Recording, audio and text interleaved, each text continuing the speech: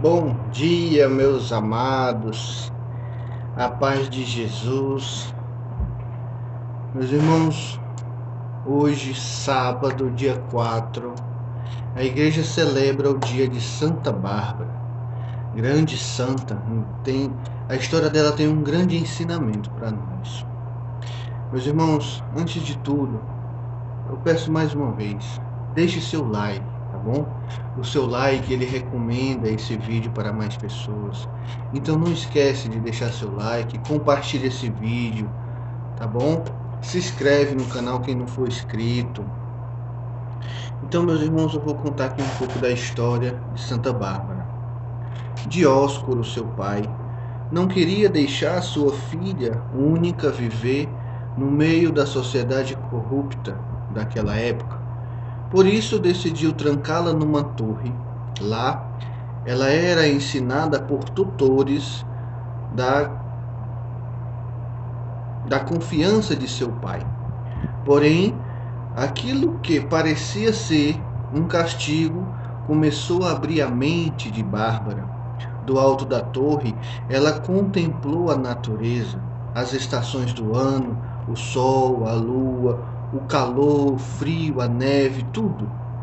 Tudo isso fez Bárbara questionar se aquilo era criação dos deuses, como seus tutores e o seu povo acreditavam, ou se alguém muito inteligente e poderoso estava por trás da criação. E aos 17 anos, seu pai a trouxe de volta para casa, para receber visita dos pretendentes, mas não permitia que ela visitasse a cidade. Bárbara era muito bela, de família muito rica. Por isso, muitos pretendentes procuravam se casar com ela, mas ela não aceitava nenhum, pois percebia o interesse deles, porque como ela é muito rica, eles tinham um interesse financeiro de se casar por interesse, não por amor, não por amor a ela. Então, para seu pai, isso era um problema muito sério, pois segundo os costumes, a tradição, ele tinha que casar sua filha. Então ele decidiu que ela visitasse a cidade. E nessa visita, ela conheceu os cristãos da cidade, que passaram a ensinar sobre Jesus Cristo e a Santíssima Trindade.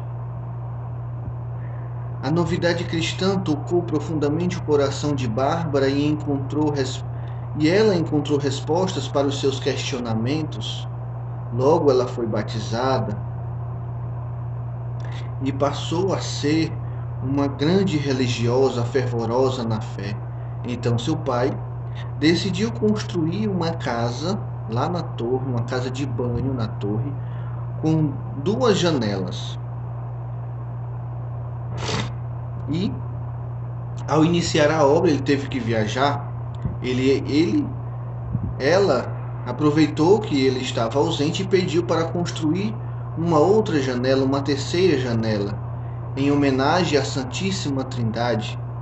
E ela esculpiu a cruz na torre, que estava em homenagem ao sacrifício de Jesus da cruz, que simbolizava, estava ali em homenagem ao sacrifício de Jesus na cruz.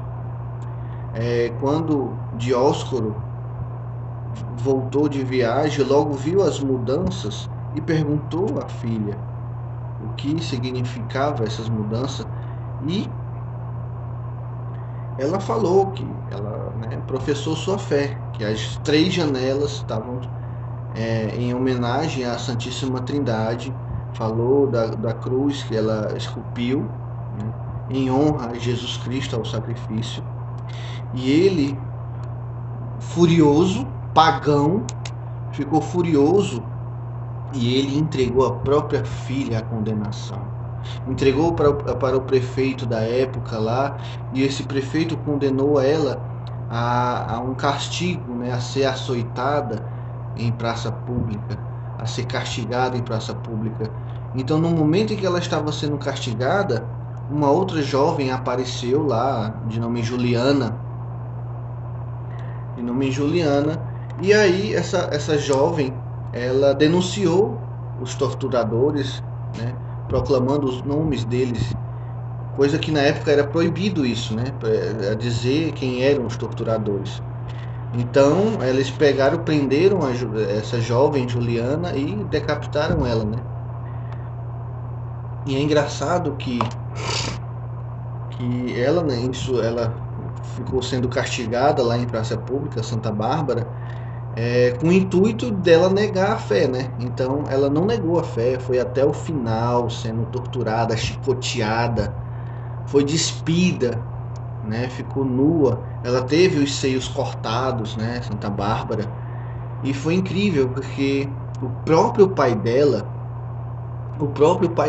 foi que degolou ela, que matou ela degolada. O próprio pai.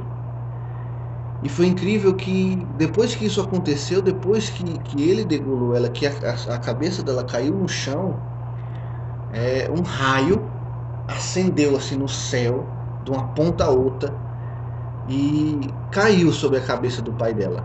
E ele morreu lá, já caiu morto, né? Por conta de ter sido atingido por este raio. E um grande trovão assim, que fez um barulho imenso, que atemorizou todos que estavam ali presentes, assistindo ela ser martirizada, né? E isso tomou conta de todos, né? Um medo muito grande, porque assim que ela foi decapitada, o seu pai morreu atingido por um raio. É incrível a história dela. Mas, meus amados, o evangelho de hoje está no livro de São Mateus, capítulo 9, versículo 35 e versículos 10, 1, 6 e 8. Tá? Proclamação do Evangelho de Jesus Cristo segundo Mateus. Naquele tempo, Jesus percorria todas as cidades e povoados, ensinando em suas sinagogas, pregando o Evangelho do reino e curando todos os tipos de doenças e enfermidades. Vendo Jesus as multidões, compadeceu-se delas, porque estavam cansadas e abatidas, como ovelhas que não têm pastor. Então disse a seus discípulos: a messe é grande, mas os trabalhadores são poucos. Pedi, pois, ao dono da messe que envie trabalhadores para a sua colheita. E chamando os seus 12 discípulos, deu-lhes poder para expulsarem os espíritos maus e para curarem todos os tipos de doenças e enfermidades. Enviou-os com as seguintes recomendações: ide antes as ovelhas perdidas da casa de Israel. Em vosso caminho anunciai: o reino dos céus está próximo. Curai os doentes, ressuscitai os mortos, purificai os leprosos, expulsai os demônios. De graça recebestes, de graças deveis dar. Palavra da salvação. Glória a vós, Senhor. Meus amados, olha que ensinamento Jesus nos dá hoje, né? Jesus percorria as cidades dos povoados, ensinando em suas sinagogas, pregando o Evangelho. Veja que a missão de Jesus é levar o Evangelho a toda criatura, e assim ele instruiu os seus discípulos, chamou os seus discípulos a evangelizar, a levar a toda criatura os seus ensinamentos, o Evangelho, a nova aliança que estava vindo por intermédio de Jesus. Meus irmãos, esse ensinamento que Jesus está nos deixando aqui, que ele deixou para os seus discípulos, é também dado para nós.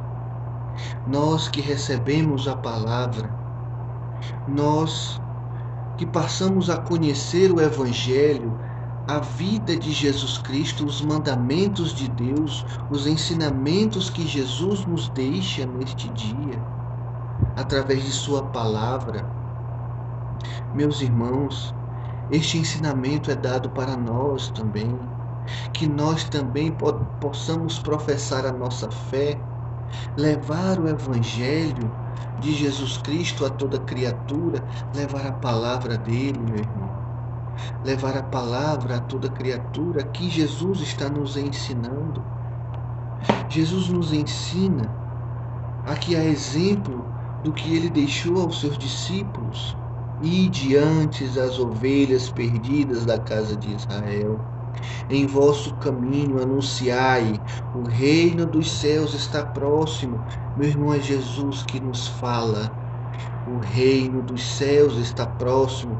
E ele pede que anunciai, o reino dos céus está próximo. É Jesus que está pedindo aos seus discípulos, apóstolos. E ele dá ordens aqui: curai os doentes, ressuscitai os mortos, purificai os leprosos, expulsai os demônios.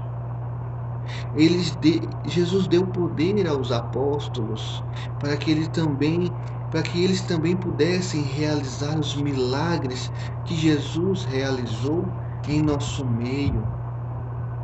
Jesus também nos dá o poder de evangelizar, de curar a incredulidade daquela pessoa que está vivendo numa vida mundana, e através do nosso testemunho, da nossa atitude de evangelização, de evangelizar para aquela pessoa que se encontra doente espiritualmente.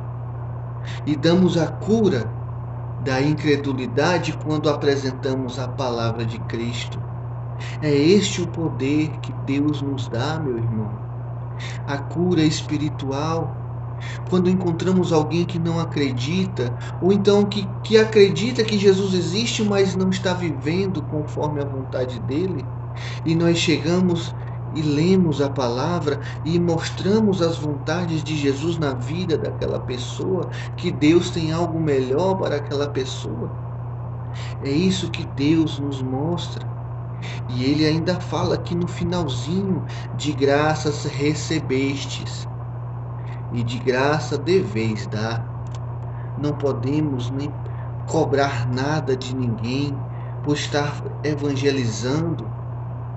Não podemos usar de esperteza para querer ganhar algum trocado por estar ali evangelizando para aquela pessoa. Meus irmãos, Jesus está nos dando um poder de evangelizar, coragem. Muitas das vezes nós temos medo de evangelizar, temos vergonha, mas ele fala, ele nos dá poder e autoridade, meu irmão, para curar as feridas daquelas pessoas que estão desenganadas, daquelas pessoas que estão desacreditadas em Deus. Muitos conhecem, muitos já ouviram, mas não põem em prática. Muitos não põem em prática porque precisa de uma atitude nossa, de uma palavra nossa, de força e coragem para esta pessoa tentar mudar de vida. Ele aqui está dando aos seus discípulos, e esses discípulos e apóstolos estão aqui nos representando. É o que nós também podemos fazer por estas pessoas que estão doentes espiritualmente, se tivermos fé e nos agarrarmos à oração, meu irmão. Nós conseguiremos fazer a vontade de Deus. Conseguiremos fazer a vontade de Jesus, que é curar essas pessoas que estão doentes espiritualmente. Nós precisamos da cura também espiritual. Nós também precisamos ser curados, mas a partir do momento que recebemos a palavra do Senhor e colocamos em prática, nós também temos a capacidade de levar essa cura para aquelas pessoas que precisam dela. Que a paz de Jesus esteja com todos nós, em nome do Pai, do Filho e do Espírito Santo. Amém.